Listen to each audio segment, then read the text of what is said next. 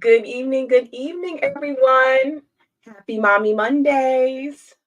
Kia Ortiz here, and I am just super pumped about today's topic. If you're new to Mommy Mondays, welcome. If you're coming back, welcome back. You know how we do here. We're open, transparent about topics related to moms. Um, and it's just full transparency, disclosure. And so I always appreciate these types of moments where we can get real, release what's on our mind, our heart. And then what I find is a lot of times while we're encouraging one another, we're encouraging each other. And so something like today's topic, mom triggers. I know it. I know you've experienced it. Even if we don't have language for it, I need you to know that it's a thing. So when you get in, as always, chime in. Let us hear from you. Let us know where you're coming from. Share it out. Sometimes as moms, we all hear people say things, or we might think it's just us. And it might be nice for somebody to scroll through and see something like mom triggers and like, hold up, that might be what I'm experiencing. Or it might be that thing that I can pinpoint and say, aha, I have at least a pathway to some resolve. And so if you guys know anything or have seen my previous clips, I love this book called Triggers. And it's by two mothers, Christian believers. One was an English teacher, one is an actress. And they were talking about just different things that we come across as moms that can trigger us. And so just so we have proper understanding, I want us to go over the definition when we talk triggers. Okay.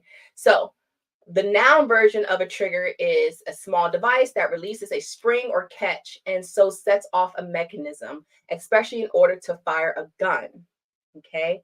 But today we're talking about triggers, being triggered by someone, something to cause a strong emotional reaction of fear, shock, anger, or worry in someone, especially because they are made to remember something bad that has happened in the past. And I want to say this because this is a definition that I found online. Sometimes triggers could also be from watching someone else, probably in your childhood, how your parents responded. You might find your triggers too responding in a way that's like, wait, that's not me. Where did that come from? It might be in response to something that you've seen growing up or whatever it may be. And so I have an awesome guest with us today. This woman is so beautiful inside and out. I got the privilege to go to school with her for a bit at University of Maryland. Go Terps. And so she's a sweetheart. Me, and my girlfriend Christina, we hung out a lot. And so you'll see her warm personality. So when you get in, ask your questions. You're going to really enjoy her story. But you guys, we're going to get some insight on something called triggers. So without further ado, I introduce you, Miss Erica Jenkins. Thank you for the lovely introduction, Kia. And thank you for having me on your what is this, a vlog or Girl, I podcast? don't know. People call it a podcast, but I ain't podcasting nowhere except for Facebook or YouTube. And I want to see It's if going out to an audience. Well, thank you for having me though. I appreciate it. that part. Yes. And it could just be, I don't know. I think of it like you're in my living room. You're Mm-hmm. in my home, I'm in your home, and we could just let our hair down, kind Yeah, of jam. So it is what it is. But thank you for saying yes. no problem. Isn't it Appreciate you. wonderful that we could do this? You all the way on the west and me all the way on the east coast. We just found a way. Yes, yes. We're, do you want to share people your demeanor? Oh, so I celebrated my fifth anniversary yesterday, and my husband and we are a little hungover. We went back to the place where we had our first date. So we drank a lot, smoked hookah, danced. It was a real, club experience. I would say, the capacity in that place is probably about between 200 and 300, and it was only about 30 people in there, but we didn't care. Dang, those be the best though. You can be real intimate. Oh man, we were dancing all over the place and just, turning up, putting in requests to the DJ. We were just, just having a good time.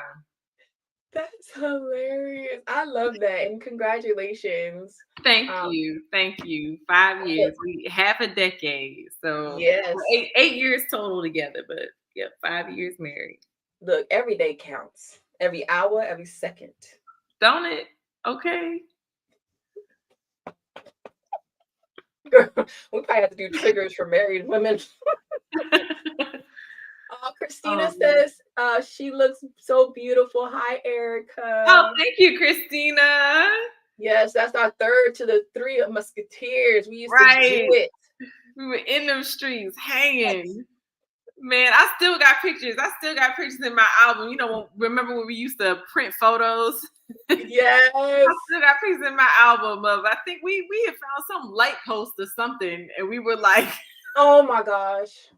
we were like voguing and modeling around the light post. I was like, man, we were some silly little girls. Okay. Oh man. We had a great time. Yeah, we did. We did. And it's funny too, because when we all met up at the aquarium in Baltimore, it was kind of funny to see us as adulting Right. and as moms. And so it's kind of like you can see the undercurrent of we want to turn up with these kids. But these kids, right? I'm Y'all, having to contain my little potty mouth. I'm gonna talk about the purse. Y'all, Oh my gosh. It's just trying to have a conversation. It gets interrupted by, yeah, get back here. Sit down. Stop doing that. Don't grab her hand. But like, look, speaking of triggers, I'm gonna talk about the purse. Because speaking of triggers, right? Erica, oh yeah. she had her daughter with her, and her daughter likes to run around. And let's be honest, y'all. We all said when we were younger, we would never be the type of moms to put our kids on a leash, right? Like we would clown people, like, Well, oh, it was a backpack. It was a backpack, and there was a cord attached to the backpack. No, I'm just talking about the fact that we can judge people for stuff that we don't know until we're in it. And so her daughter was trying to run around, and so Erica pulled out this clip, y'all. This clip. My baby not gonna be on Dateline, okay? My baby not gonna be on the 6 o'clock news. No. Yo, but how smooth you did it. She took that clip, clipped it to her daughter, clipped it to her purse. And y'all ain't gonna be reading about my baby in the paper. F that. Cute as all get out with her handbag and her huge clip and her baby walking. Girl, I watch too much Forensic Files. It's like, next thing you know, Karen looked up and little Emily had wandered off and shit. Like, Exactly. But like, I appreciate it for like this type of conversation, because I think oftentimes we really need the book bag with the leash, but we end up snatching up a kid real quick because we trigger, you're gonna run away or somebody could take you or whatever. And that moment that it happens, we snatch up our kid, and you might snatch them up in a way that they shouldn't be snatched up. And we try to prevent danger, and here we done more damage. Exactly. So I appreciated you finding a solution that worked for you, unashamed, unapologetically. I look cute. Yes, my baby's on the clip. Say what? Exactly. And it had a little unicorn. It was pink. Yes, it was hilarious. Anyway. But you guys, not even having you introduce yourself, this is Erica. Like, just a little bit of tidbit that we told you guys in this moment of stories with Erica. This is Erica. Like, she's chill. She's awesome. Can you tell them a little bit about yourself, like what's going on in your life currently? Well, currently, I'm a mom of two. I'm, obviously married. My youngest is 21 months. My oldest just turned 4 this past September.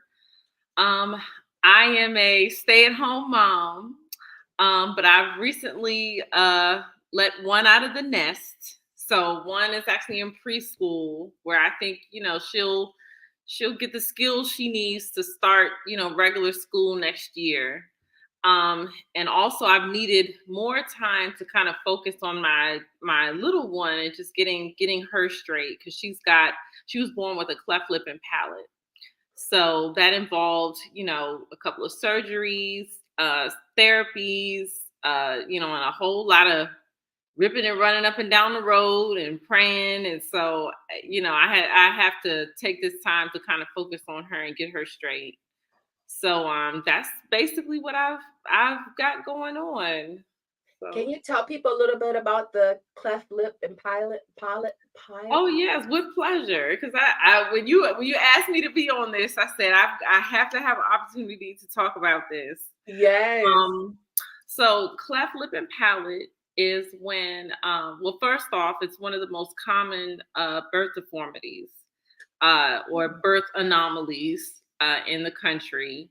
I would 1 out of 700 children is born with a cleft, whether it be cleft lip, cleft palate, cleft lip and palate, and there's two types. It can be uh, bilateral or unilateral, and I'll let you the Google warriors. I'm Get on that. Look, I'm but trying to make it's a sure I got the couple spelling types. right.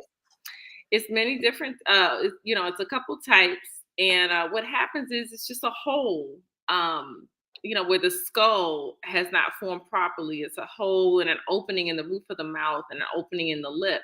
And it needs to be corrected through surgery. And even after those surgeries, kids go through years of orthodontia. And, I don't know if you've ever heard of like the headgear. It's called No. a halo or headgear. They get, expanders in their mouth to try to, expand the top jaw. And eventually, after they're done growing, once they're a teenager, they get something called a Lafort surgery or a double jaw surgery, where it's very intensive. It takes weeks of recovery. But yeah, it is a journey. It is a journey. So some kids I've read online, they've had a surgery every year of their life, all the way up until their 20s. Some kids have a couple surgeries when they're first born, and then they have, the big jaw surgery later on. It just depends on the severity of the cleft. Okay. Um, so my daughter's was actually pretty wide, and they don't know what causes it. I've gone down that rabbit hole trying to figure out, oh, was it this Mhm. medication or that medication, or I didn't start taking my prenatals on time, and I really beat myself up, as much as I could.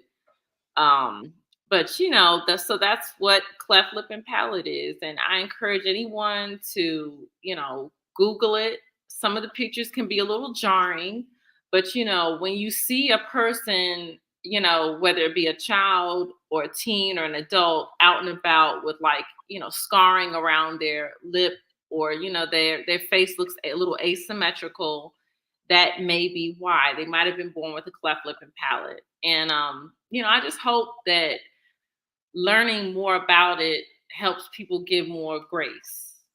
Because sometimes people stare, or they might be taken aback. But I feel like the more informed you are and the more exposed you are, the less likely you are to, you know, emote shock when you see a person with a cleft, or, a cleft lip and palate. So it won't, affect them. So that's why I want to inform. I appreciate it. And I want to hear from you because you said for some people it could be jarring. You may get like different responses because a lot of people aren't aware of it. How Mhm. does that make you feel? Like, is that triggering for you? I mean, I think if if she had been my first child, I wouldn't have been as aware, Hmm. because with my first child, when I would go to the grocery store or take her to the park, everyone is just like, "Oh, she's so cute." No Hmm. matter what age she was, it's like, "Oh, she's so cute. She's so beautiful." And people would lean into her bassinet trying to get a peek, and so as a new mother, to see people doting and fawning over your baby, it's like you get, Yeah, it you did good. gives you the warm and fuzzies. Mhm. So, in contrast, when I had this daughter, the first 3 months, her face was like, she had her cleft was open, and it was a relatively large cleft. So, I take her to the grocery store, I take her out, and people would lean in because oh, baby, people are just, they just want to lean in and see, and they're nosy. So they would lean in, and, I wouldn't hear the, oh, she's cute, or, oh, she's beautiful. And I think she's beautiful. Yeah. I love her. I kiss on her and love her up and hug on her. But it's like, damn, I even had some people look in on her and they would kind of like turn away. Or one lady leaned in, she said, "Oh," and then she just stopped and just walked away. And so, you know, just seeing people's reaction to this child compared to my other child, that was triggering for me. That was triggering for me because I would think to myself, well, why lean in, or why look, Yeah. or why isn't this child pretty to you, or why isn't she cute to you, So it caused a lot of like, I don't know, just additional anxiety. It caused a lot of additional anxiety. So, and then I didn't want people to judge. Usually, people, when they see a child that has, issues like that, they think, oh, the mother must have been on drugs, or she Yeah. must have she must have done something. So that also factored in. Like, I hope they don't think that this is my fault, or this is something that's because I drank while I was pregnant, or drugged while I was pregnant, and that's why my baby turned out this way. So it was just a lot of thoughts, just a lot of thoughts in my head. Most people worry about, people staring at you in the grocery store because your child is crying. Yes. I'm Say that. Because your child is crying, or because your child is acting up. But I was worried about, okay, well, I explained those thoughts. Are people staring at me or thinking these things because she looks this way? So, and it took some getting over. I would say it was about, you know like a couple months where I just had to like resign myself to the idea that, okay, this is how she's going to be received, and I have to compensate. So, Why do you think you have to compensate? um, and this is just from I joined some support groups online, and I joined one for cleft moms, and I Mm. joined another group for cleft affected individuals. And so, what a lot of them attribute their self-esteem and self-confidence to today as adults, they say that it the way their parents, treated them and Mm. loved on them and built them up, and just constantly like reinforcing, you may be unique, but you're still beautiful. You may be, different, or this, you might be going through this right now, but there's nothing wrong with you. You are still beautiful. You need to be confident. You're capable. You need to have self-esteem, just really like building them up. So Mhm. you know, that's when I realized, okay, I've got to step into this, and I'm going to be the one to build her up, you know. I love that, especially coming from a mom. Like what I hear you say is you were aware of it, you identified when it triggered you. Um, and I would dare to say it's good that you identify as well, because I can imagine when she gets older, she'll have that same type of judgment feeling like what's wrong with me and everything like that. So because it triggered you, you can walk her through that emotion. And instead of, because I think oftentimes when people do that, like people can, like as a mom, like being triggered, I could snap on somebody or I can implode and cry and feel broken down or self-doubt about myself and all that kind of stuff, that damage and stuff we tend to do. Yeah. um but I love how you took it and you were like, okay, I'm going to join these groups. I'm going to get understanding. I'm going to get knowledge in this space and know, my options, instead of just letting this be a place of torment or Mhm. letting this be a place of triggering. You owned it. And I think that's one of the beautiful things about triggers, because I think in our society, it can make us feel like it's the person's fault or the thing's fault for triggering me, versus I own my triggers and I get to dictate who, what, when, what makes me, like we said earlier with the definition, like spring and, fire off. Um, and I, I control myself. yes, So, if I'm angry or if I'm anxious, I don't have to be angry or anxious because I can control those emotions or I can do something about it to stop those things from cropping up and affecting me, the way that it was. So, yeah, and girl, I want her to be a confident, strong woman who loves herself, takes care of herself, doesn't take stuff from people. So I censored. said, I gotta get working because these kids eat shoot. You think adults are weird. Kids are cutthroat.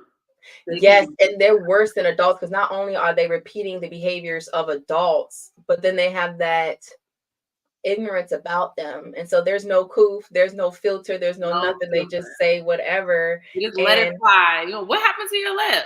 What's wrong with your face? Like, I'm just building up a shield in her, I probably tell her I love her about 100 times a day. I'm always kissing all over her little cheeks or, just something. You're so pretty. You're so beautiful. I hold her in the mirror.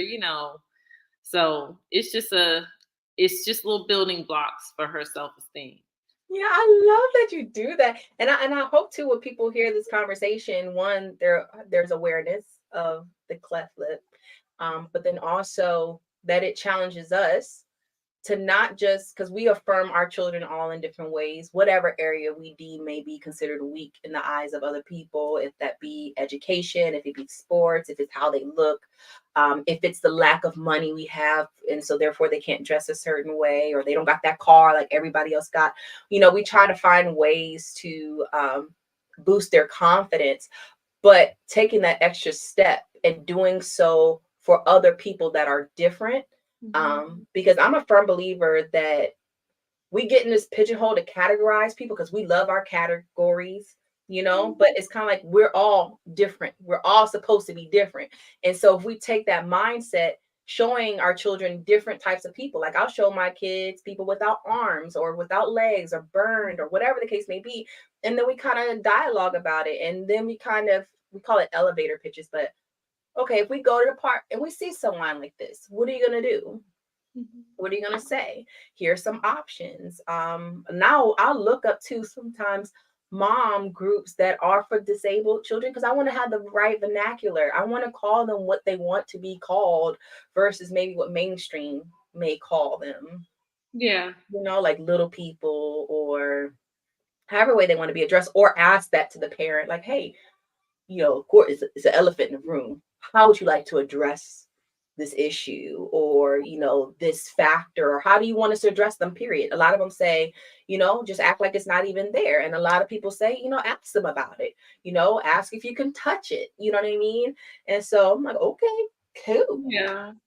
And I mean, some people are open to educate as long as you're not, it's not like a taunting Yeah, type and there's a of type difference, of like thing. not no point in, like, it's like, Right. okay. Not pointing or laughing or, like there's some kind of, Ripley's Believe It or Not, you know, Yeah, curiosity or something. that's But that's a good point. I have noticed, a lot of people in the support group that I'm in, they actually enjoy educating. When someone says, what happened? Like a coworker or something says, what happened? Where did you get that scar? They don't mind educating. Or one person in there, he said growing up, he used to come up with a different lie every day. Like when someone say, "What happened with your scar?" He said, "Oh, a dog bit me." Or someone say, "What happened with your scar?" They asked the next day. He said, "Oh, a shark bit me." So Or humor. I went skydiving or something, and I cut my lip on a tree branch or something. He would just make up stuff, to be funny. But hey, that's one way to do with it. And He is that comes funny. from confidence, right? Like now you're confident and you can laugh about it. So I Right. appreciate that. One thing you did say earlier about you have the power to control your triggers. Yep. And so I want to touch on that a little bit because I think oftentimes with triggers, we can feel like we're powerless, like it just happened and that's it. But I want to talk about a story that you shared with me and Christina Okay. about your hair. Can you tell the people the hair story? Girl. So my husband works, he has a couple of contracts, and he also manages people on some contracts with the government. And so he's pretty busy throughout the week. So if I want some time to myself, I have to schedule it or give him like a heads up. And then he Mhm, has to approve it. He agrees to it, and then he gives me my time. mhm, So I had asked him a couple days prior. I was like, I just want a couple of hours to do my hair, and I just need you to watch the baby while I do my hair. And I think mhm, no, my daughter hadn't started school yet, but she was down for her nap. And so mhm, the other baby, I was just having like a lot of trouble getting her down. So I told mhm, him, I can't get her down, but you agreed to watch her. This is mhm. supposed to be my time, so you watch her. And so he was My time. Yes, my time. That's the key word. My time to do my hair. And I'm thinking like, oh, he'll be glad because I've been running around here looking like buckwheat. And it's time, okay, to like fix it up or do something. I want to look presentable for you. So I'm thinking to myself, okay, he'll give me this time. And it's just a baby, put some Yeah, cocoa melon on and get her milk and her snacks, and you just chill out. yeah. So anyway, that was too difficult for him. No. He was downstairs, in our family room, and I was upstairs in the master bedroom. I mean, in the master bathroom, working on my hair. So I had just hear this knocking on the door, right? And he gets the door open, and he's asking me all these questions. Where's this snack, and what am I supposed to do with this snack? Where's her diaper cream? And I see this snack. I'm like, sir, Ooh. okay, Let me figure calm down because I know it that out. emotion. Figure it out because Yes. I'm doing my hair. So then he come knocking again, right? And then instead of being downstairs, now he's camped out in our sitting room, in our bedroom that's right outside the bathroom. And I'm like, I thought y'all were downstairs. I thought y'all were camping out downstairs. How did you get up here to the sitting room Hmm. right outside of the bathroom where I'm doing my hair? And you can hear them. So I said, okay, we got like, the Jack and Jill sinks. I looked over his sink. I saw them clippers. I said, I'm tired of this hair. I said, you know what? If I cut the hair, I won't have to do the hair. Ah! And I said, this ninja, we'll say ninja for the sake of our conversation. But this ninja, he gonna leave me alone. I'm gonna teach him a lesson. If you agree to let me do my hair, you need to leave me alone and let me do my hair. So anyway, I saw the clippers, and I just went Britney Spears. I just said, you know what? You know what? I said, Oh my God. and then I realized it was a guard on it. So I was like, oh, bet I'm taking this guard off. Because, you know, Wait, even you did that balls? little half inch, even when you got that little half inch, you still got to be bothered with it. I said, I want all of this hair gone. I want it gone. And as I was doing it, I felt so free. I felt free as a bird. I said to myself, you know what? I got laundry to do, dishes to do, kids to take care of. I'm carting everybody all over creation. I said, this is one less thing that I have to do if I get rid of this hair. And I was thinking, I'm gonna get some ball caps. I was like, I was just it was a euphoria that came over me because I felt like I was freeing myself from this extra thing that I had to do. So then he peeked his head in the garage again. I think he heard the clippers. And he peeked in there. And he looked. He looked. I heard him say under his breath, "What the hell?" And then I heard the TV cut off, and he sat down. And so, I'm looking at this point. I'm peeping back at him through the closed door, and I'm like, "Oh, good, he done sat his ass down."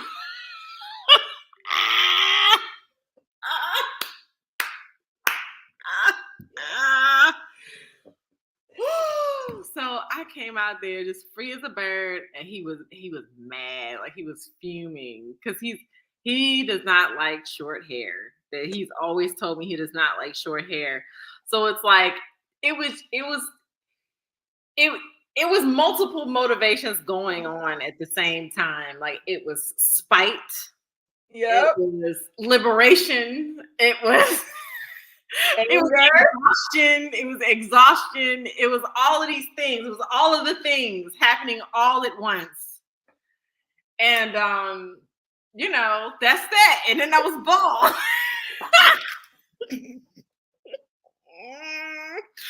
And then I was bald. I remember I was on the phone with y'all, and you were like, because we weren't FaceTiming or nothing, and we were talking about something, and you were like, "Oh, well, at least you still have your hair."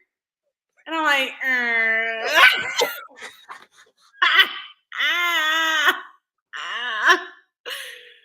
Oh my, and it was so funny because I was in my mind, like when you were telling us what happened as you're doing it, and I'm like, oh gosh, I would pull my hair out. And I was thinking to myself, see, this is why I only have 1/3 of my hair. Because it's stuff like this, you don't have enough time to do it. Right. And then if you were going to get it done, then you got to find somebody to do it, the cost factor, and then somebody again with the kid. And so when you say, I shaved it all off, and I'm like, oh my God. But I could identify because a lot of times people would say, oh, you need to go to therapy for that. Not saying that we don't need to go there, but in the sense of something drastic happened. Mm-hmm. But the thing of it is, yes, it was drastic. And yes, that was a trigger. And yes, that was a reaction to what you were feeling. But the beauty in that, you got liberated. And I think that's the part that we have to recognize when we have these triggers. Sometimes those triggers can be liberating in the sense of, okay, yeah, I shouldn't have snapped like that, but I set the boundaries because what's not gonna happen again? What ain't gonna happen again?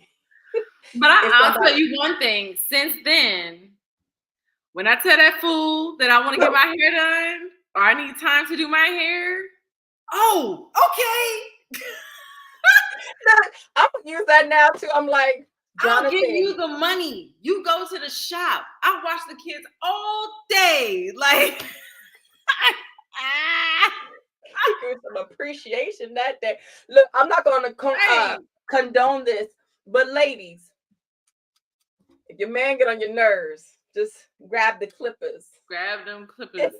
Nah, don't do that. Don't do that. But hindsight is 2020. Like hindsight, I could have just asked my mother to watch the kids because she's very active, very involved. I could have asked his mother to watch the kids. No, but then you wouldn't have gotten the result that you've had. You know what I mean? Where now he understands the importance of me time, and he's given me spa days. He's given me, days to get my hair done, and Girl, I he say it's a win-win. We need to lose our mind just a little bit, just a little couple times, and but just just for your viewers, like we were talking before we started, the baldy was not new to me. you know yes, yes. I Please say had that done it. you've done I it had done it before. in '06. I buzzed my hair off. I did it in 2010. I She's did it in cute with it. 2015. So it's like I had done it before. It wasn't new. But yeah, it was definitely liberating. You're right. It was definitely liberating. Yeah, because and the reason why I wanted to say that was because sometimes we could feel ashamed that we were triggered or ashamed of our response. And once we kind of calm down, we can kind of evaluate it. I did a post today where I was like, celebrate when your triggers are exposed, because we don't know what can possibly come up in us. And then I would rather it happen and be aware of it so it doesn't continue. But Yeah. some of the stuff has to be uprooted because, like we said earlier, with triggers, it's not just something brought it out of you. Sometimes you respond that way. Oh, sorry, we were talking about earlier. What did it say? It said remembering something bad that has happened in the past, Mhm. but it's also you're responding that way because of what you saw. And so, if we don't have that triggers come up in us, how do we know to address that with our kids? Because some Yeah. stuff is our response genetically. You know what I mean? It's sometimes a response because of our culture or environment that we're in. And so when these things come up, it's a great opportunity for our children to see, this is how to handle it. And if mommy did a bad job in handling it, mommy follows up and says, look, mommy did this wrong. This is the way mommy should handle it. And now I'm accountable in the future handling it this way because I have a little person watching me and I'm teaching them how to respond when they're triggered. Yeah. And Yeah. so I think it's something to celebrate. And you guys, of course, I know there's extremes. I never want anybody to be like, I just slapped the piss out of my kid and I learned that trigger. You know what I mean? But it's kind of like, it's like, okay, we beat ourselves up enough about stuff. Yeah. Okay.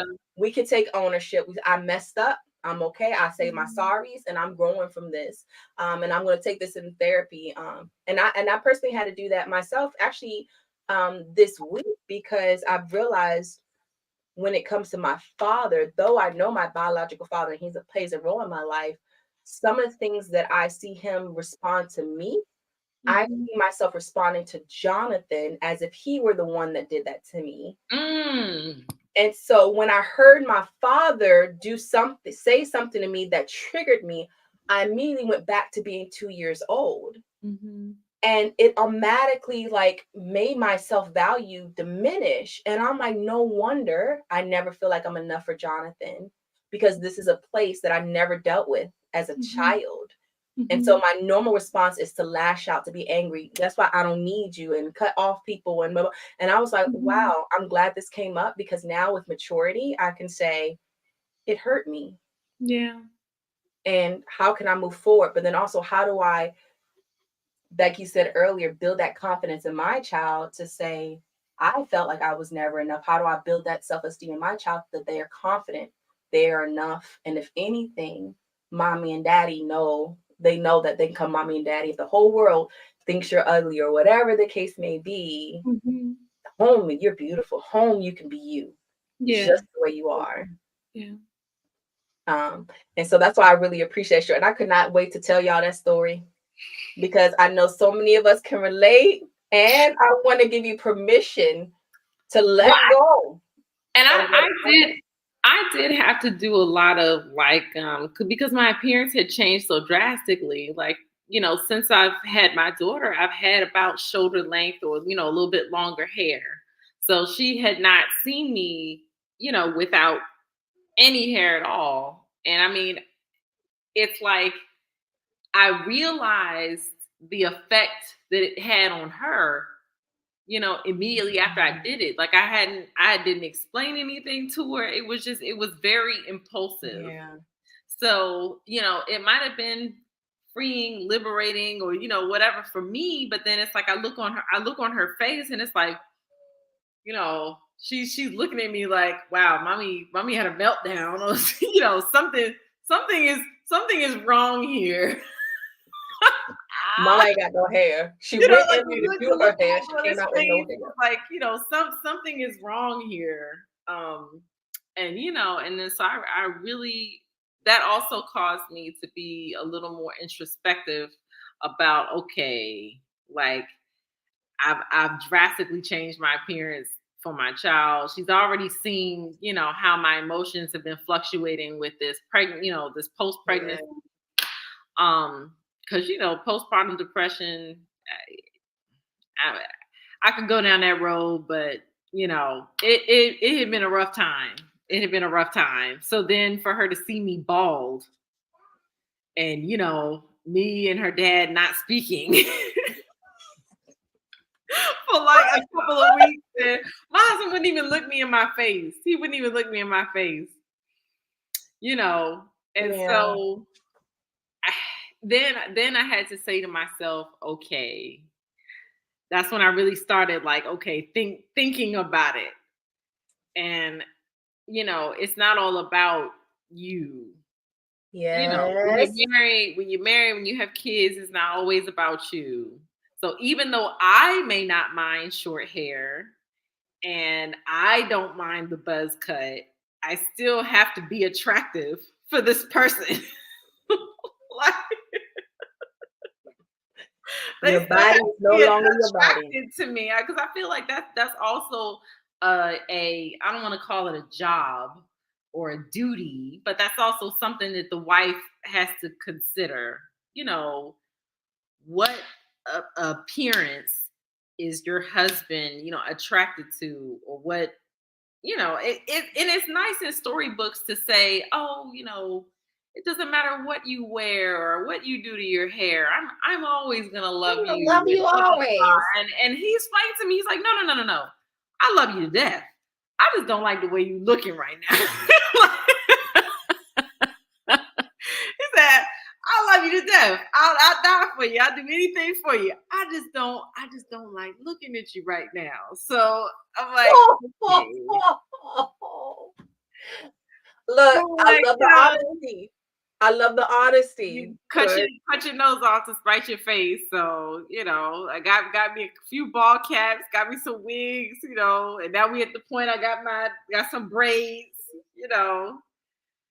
I got about 2 inches they can grip, you know. I So love it. I here love it. we are. We're back at a happy medium. I have a low maintenance hairstyle. All I do is slick my edges and put a little ponytail, and he likes what he's looking at. Yeah, girl, you're saying so much that we could dive into like different branches, and I love it. And I think like we're gonna have this conversation again in the sense of like getting more of those types of triggers, and because oftentimes we may not have the language when that comes up.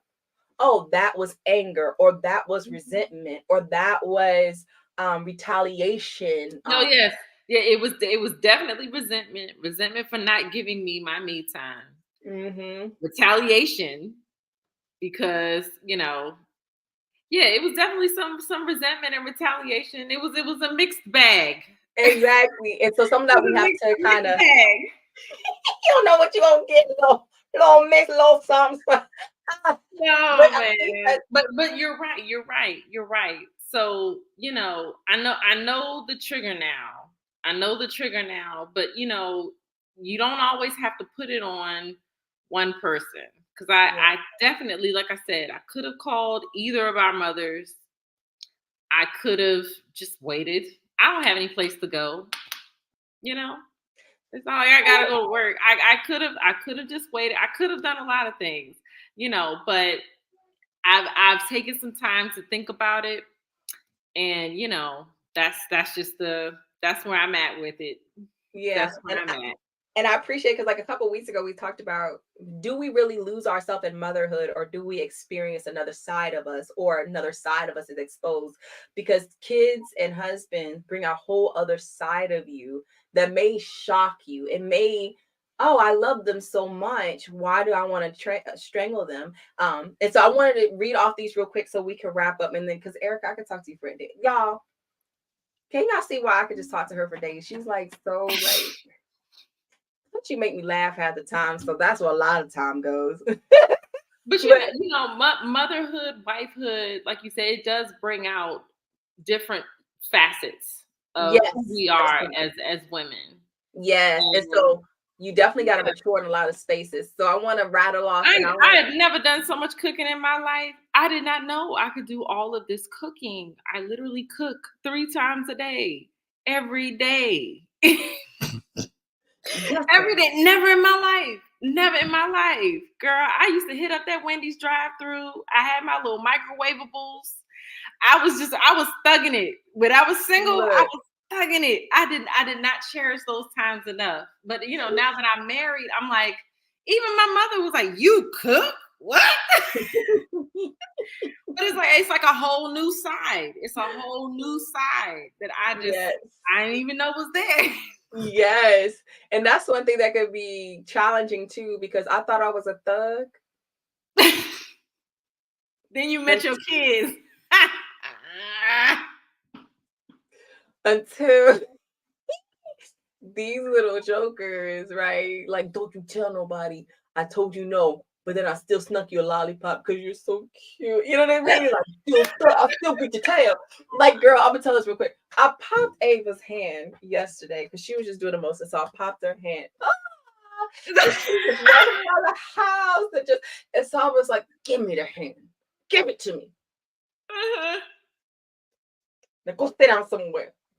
I can't believe I Oh, hurt her feelings. Like, what is this? Like, and so it can bring the most out of you. But I wanna rattle off like 4 or 5 real quick triggers that I think some of us moms can relate to. And I just want to hear real quick from you some possible solutions or thoughts that maybe you have experienced or you've heard of, because I know you also glean from a lot of older mothers as well, to help us like figure out that solution, right? Because not only do we need to identify it, we need to acknowledge it for what it is, and then put some parameters or some practical measures or tools in place to kind of help us to navigate it when it comes up. So I know one thing that annoys a lot of moms is having their name called. Mommy, mommy, mommy, mommy, mommy, my, and so you might go, don't talk to me no more. And that would be the time that they needed mommy. And so one thing that helps me with that, and what I want to hear from you too, is one thing that helps me with that makes me realize that I need quiet time. yeah. So I always kind of like I get to recharge at nap time and then they get their mommy back. What is possibly something that you can do if you hear your name like called a lot? I mean, my daughter, she isn't too much with the mommy, but she just has a lot of requests. Okay. And I mean, each request just gets more complicated and like just more difficult to like honor or do.